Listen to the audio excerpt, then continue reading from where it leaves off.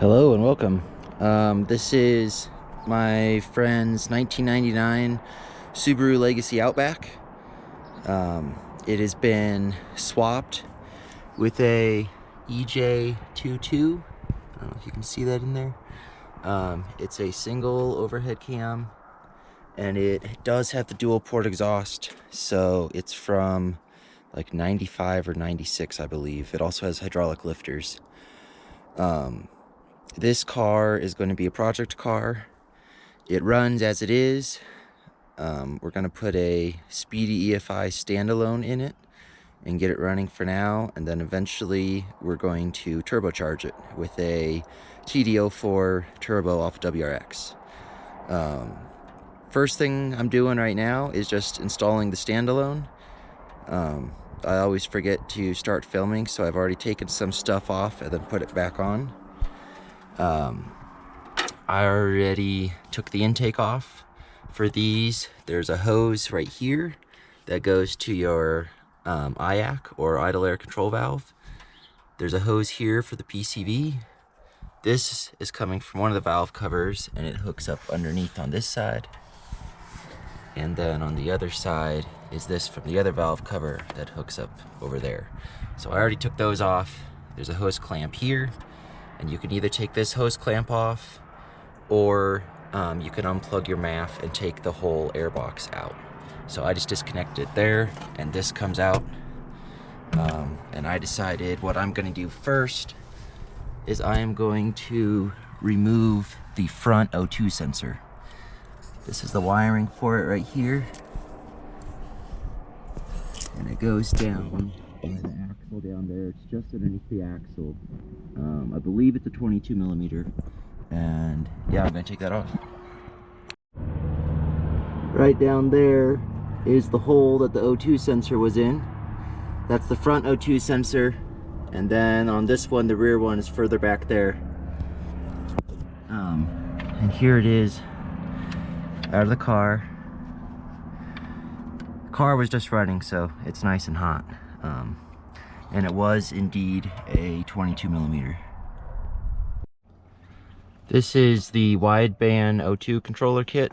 It's a AEM 30-0300. I've used these in previous projects. They're super common. Here's the O2 sensor. That's gonna thread right into the same hole I just took the old one out of. It's got the plug on the end. That plugs into here, which then plugs into the back of the gauge. And then on the other side of the gauge, you have this wire. And coming out of here are the wires for positive, negative, and you can hook this up to a CAN bus system for a newer or more expensive standalone. For what we're doing, I just need the output, a 0 to 5 volt output, and I want to say that is these two, but I could be wrong, so don't quote me on that. It could be the white and blue, I think. I'm not sure. But this is the O2 sensor setup, so right now I'm just putting the O2 sensor in the exhaust. One thing I'd like to mention, it's always super helpful if you put anti-seize on the threads of your O2 sensors. This one has it on there already. You could use regular anti-seize. They also make high temp anti-seize or O2 anti-seize. I'd recommend using the high temp stuff. But while it's not exactly necessary, these are such a pain to get out that I highly recommend doing it, just to make it easier for yourself later on down the line if you ever have to replace it. Got the wideband O2 sensor installed down there. On some engines, on the bottom, right there, there is a little wire holder thing. On this one. Instead, I'm just gonna zip tie to the power steering lines right there. I just don't want it to hit the axle and end up rubbing a hole in it. And it's routed up here. I already plugged it in. And on these cars, there's typically a very conveniently located grommet right there. Both the manuals and automatics seem to have it, at least the ones I've seen. So that's where I'm gonna route it through the firewall. And then I'll drill a hole through this to pull that part through, and then I'll just seal it with some RTV. Here's the hole. I only drilled partway through. It was a much bigger drill bit, I don't know if you can see in the camera, but I only went just a little bit. This weakens it enough that I can push that plug through without leaving a massive hole in it, because it is rubber, so it will stretch, which is convenient. Got it through. Let's get the casing through, and now it's just a matter of pulling it in through the car. So I'm about to go inside to check on the other side of this. If I recall correctly, it's right by the gas pedal, but we'll see inside in just a moment. All right, we're inside the car now. Got the clutch, brake, and gas pedal. There's the steering column. And there, you can see my screwdriver. I jammed it through. So that's where the wires are going to be feeding through, right there. Well, I had taken a really cool video of routing this through, but apparently it was set to picture instead of video, so missed that, unfortunately. But it's coming through right up there, and it's down here now. We're gonna route it up into here, because we're gonna put the gauge right here for now. We might move it later. We might stick it in one of these vents, or maybe even over in this vent, or up here, I'm not sure. But for now, just for simplicity's sake, it's just gonna sit right there. All right, I got it routed through. I'm gonna take the twisty tie and wind this up nicely, and then this will just be sitting right down there. Got the cable winded up and stuck in there, and there we go. Next up, I need to route the power supply, and I'm going to look at the wiring diagrams, and I'm going to tap into some of the wires that are under here. It's supposed to be on when the ECU is on, so it'll be triggered on the same circuit. It'll be on the ignition part, or it's labeled on here. You got the ACC on and start. So we don't want to connect it to anything on accessory. We want to connect it to something on start. So I'm going to hook it up to part of the wiring for the rear defrost. To take this panel off, there's a screw here, a screw here, and then you just have to kind of carefully pop it off. It should just come right out.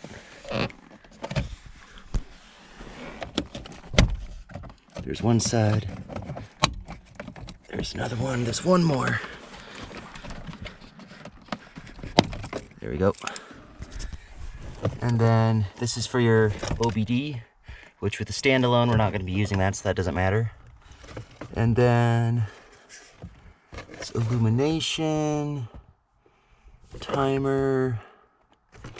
I'm hoping it's one of these, but it might. It's a seatbelt timer. There might be something further up. I'll have to go double check the wiring diagrams. I don't know how well you can see the computer through the GoPro here, but here we have on, which is ignition, and it goes down and routes through here, comes out to FB20. We see that FB20 is for the AC switch, combination meter, mode control panel, rear defogger timer, and traction control off switch. Here is the rear window defogger system. There's the rear defogger timer. And there's FB20. So FB20 is a red, black, and it is pin 4 of I-37.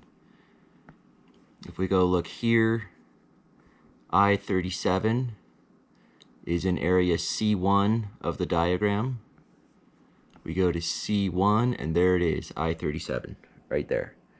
So we're looking at for a plug over on that side of the dash. It should be but we can see here that it should be 4 pins, and we want to tap into pin 4, which should be red black. So this is our plug. So we're gonna unwrap some of the tape, gonna splice into this red and black wire, and that'll get us the positive power for our O2 controller. I took the tape off, took the casing off, cut that wire, twisted some extra wire on, since I have to still find ground and also send one of these to the standalone. I want all of this to be attached somewhere else, so I'm just going to route this power wire to that wherever I locate that. So here's my power wire, and then I just have this butt connector or crimp connector that I'm gonna crimp on there, and it'll be good to go. Got it all crimped, and now I'm just gonna put the casing back on and wrap it with electrical tape and move on to sourcing a ground.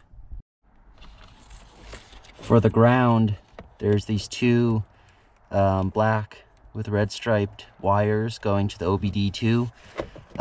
Since I'm already not using it because I'm going to standalone, it doesn't need ground anyways, but I went ahead and left it connected just in case and spliced in the same way that I did the other one. So here's the ground I'm going to use for the wideband controller.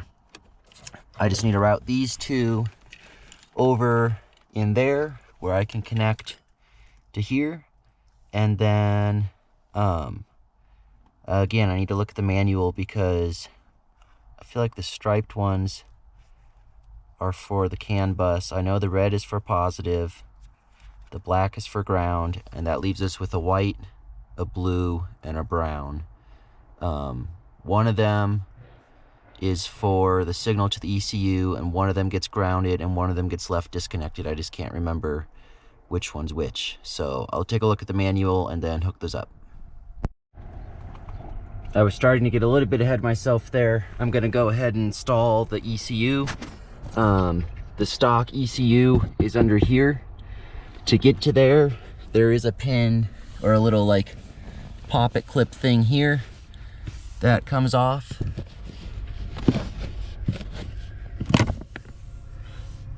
There's another one here. If you don't have a fancy trim tool, a pry bar or 2 screwdrivers work, or if you have angled needle nose, you can like hook those underneath. Sometimes that works. And then you got to take this out, and then this whole trim piece off. The trim piece has 4 clips here. They can be a real pain to get out. Sometimes they break, just be careful with it. And then you can peel back the carpet here.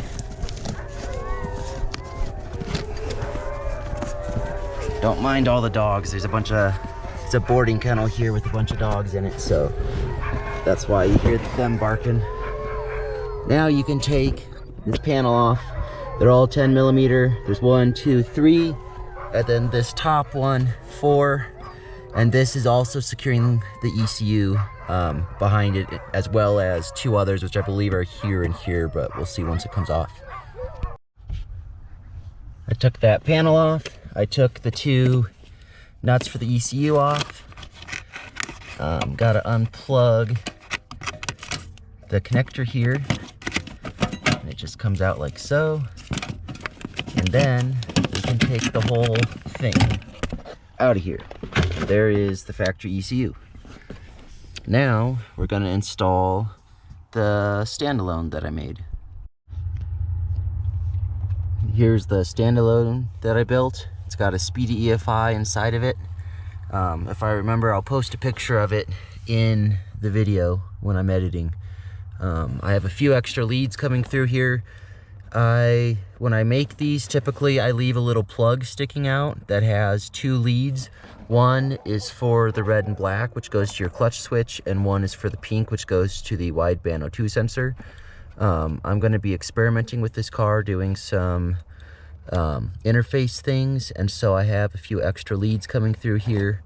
And since this is going to end up being a rally car, I figured I'd not worry about making it as pretty as I usually make the other standalones. So Yep, there it is.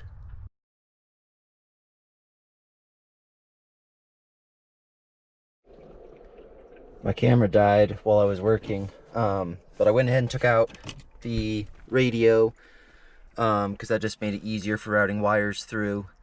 To get the radio out, you have to take the 2 screws by the cup holder out. There are 2 screws under here, and typically you have to take out this center trim piece and this trim piece, and this one is held in by 2 screws here and here. So those 2 come out. Then you can take this one and then that one. The shifter just screws off, and then you can take the trim panel off, which is right here, unplug the cigarette lighter, and then the radio comes out. The radio has the antenna wire and this plug, and depending on the model, it might also have power for the CD player. So I have my positive and ground coming in here. I have my pink for the signal coming in here. I went ahead and spliced them together using crimp connectors. I taped back the other wires to make sure that none of them will touch anything and cause a short circuit. And I took a look at the manual. So red is for positive, black is for ground. The green, black, white, black, and blue are not used. White we connect to the pink wire, and brown we connect to ground. And that's that. I'm going to wind this up, tuck it down here with the other one, stick the wire through here, and then I already routed the wire for the clutch switch. I still need to tap into it, and then that'll be good to go.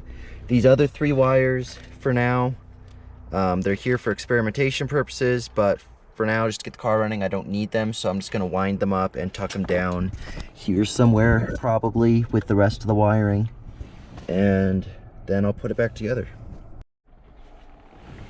Got everything reinstalled, got the gauge here.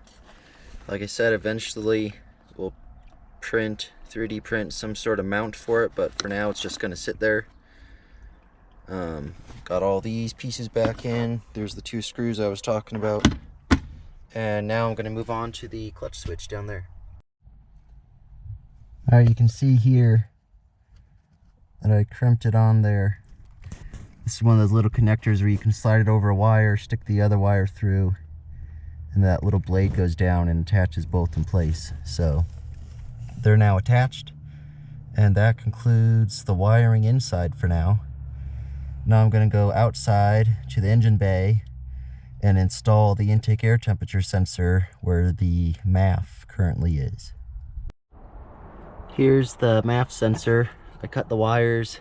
I would have liked to have left a little extra on here just because, but unfortunately there was hardly anything available here because the signal wires are shielded, so I only had like this much to work with, so I just cut it flush there, and then crimped it on here with the same connectors that I was using inside, taped it up, and here is the plug.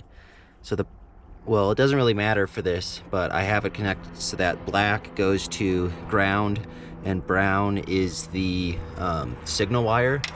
For the sensor, since it's just a thermo-resistive sensor, it doesn't matter the polarity of it.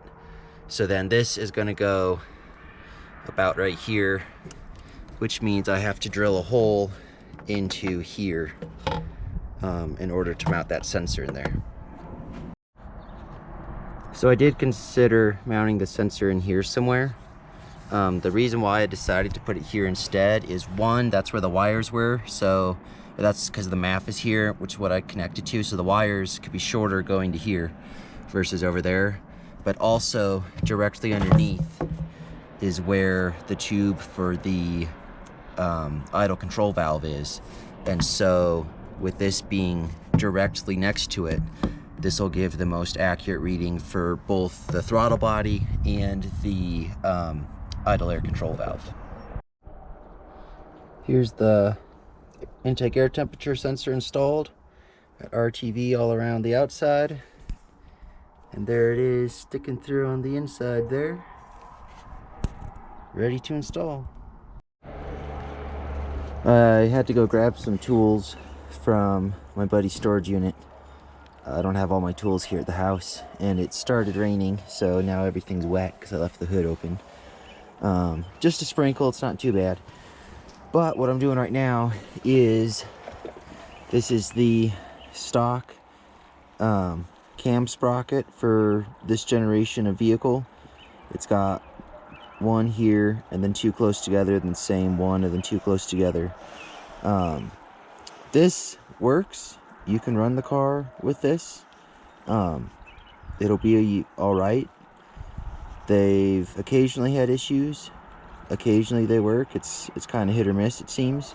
So since I already had one, I went ahead and swapped to a newer style, and that is from, I want to say 2005 and newer, but it might be 2006 and newer. So I had to take the timing belt off in order to do that. Generally, if you're gonna tear into the engine this far, you want to replace the tensioner, the idlers, and the belt. But considering this is a non-interference engine and it's old, and we're probably going to be building an engine for it anyways, I just put it back on as is. That's a nice thing with the non-interference engines. If this thing snaps, it's not actually going to hurt the engine, whereas most Subarus, it'll destroy the engine. So I decided not to include the whole timing belt thing in this video. It's such a long process just on its own, and filming slows me down while I'm working, so I went ahead and just did it. If you want to know how to do a timing belt, look it up on YouTube or something like that. So yeah, there's the cam sprocket, and now I'm going to put it all back together. Alright, I believe I'm done in the engine bay.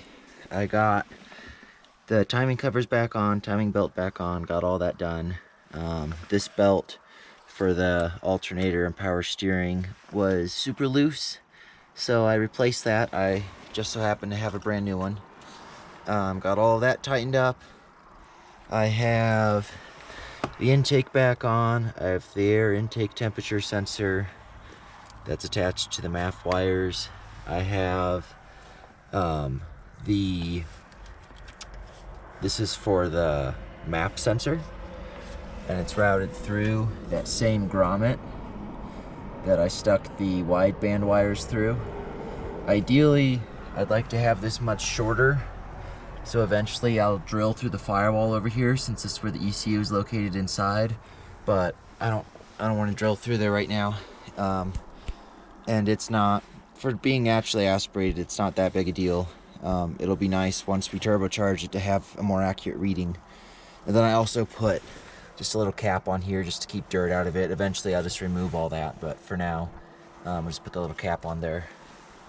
And then we're gonna go around inside. You can see where I've been working all day, trying not to fall down this muddy hill. This car is parked about the worst spot it could be. I should have moved it before I started working, but oh well.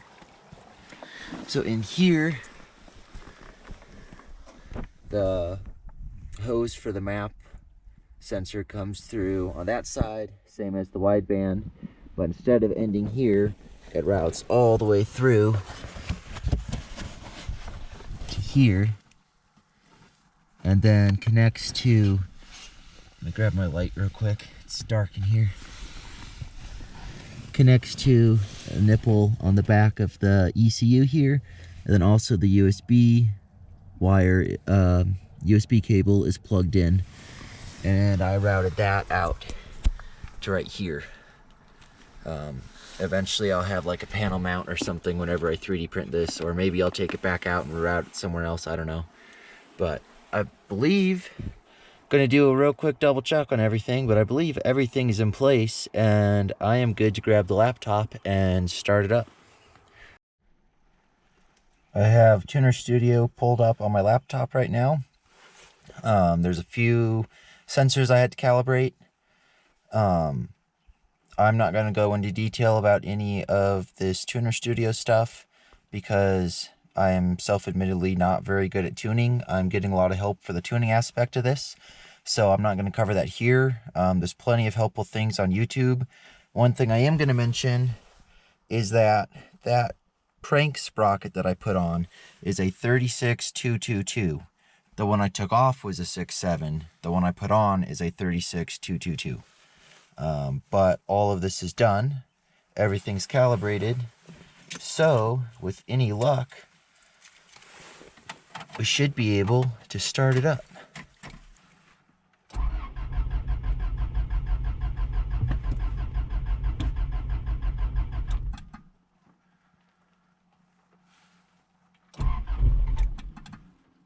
A little bit.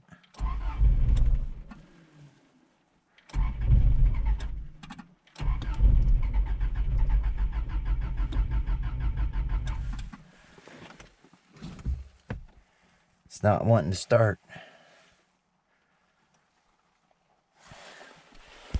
The O2 sensor just reset. Let that warm up. Try again.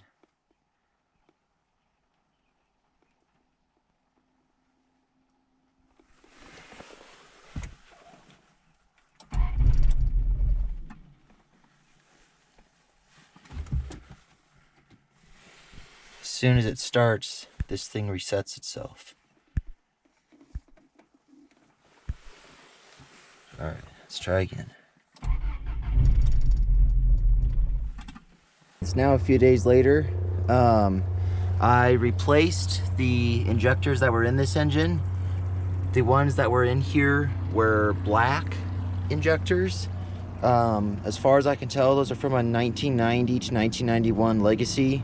I do not know what the flow rate is for those. I also don't know if they were even working still, because this car was misfiring before.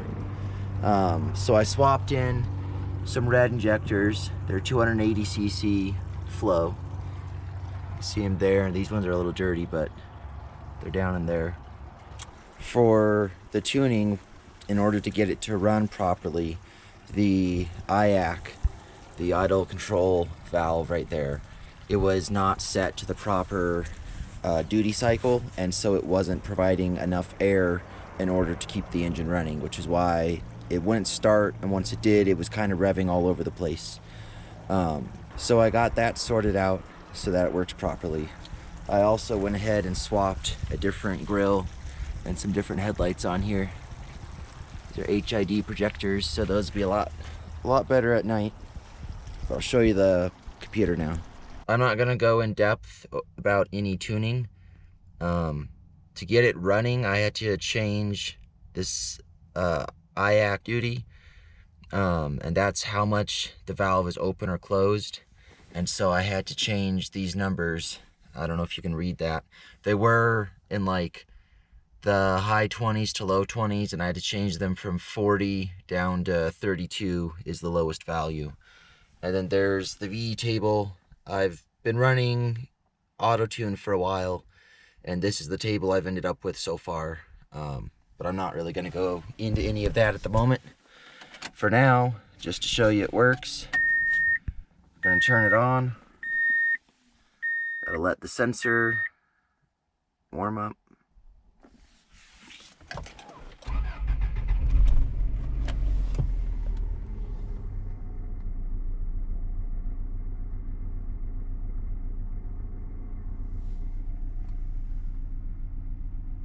And there we have it.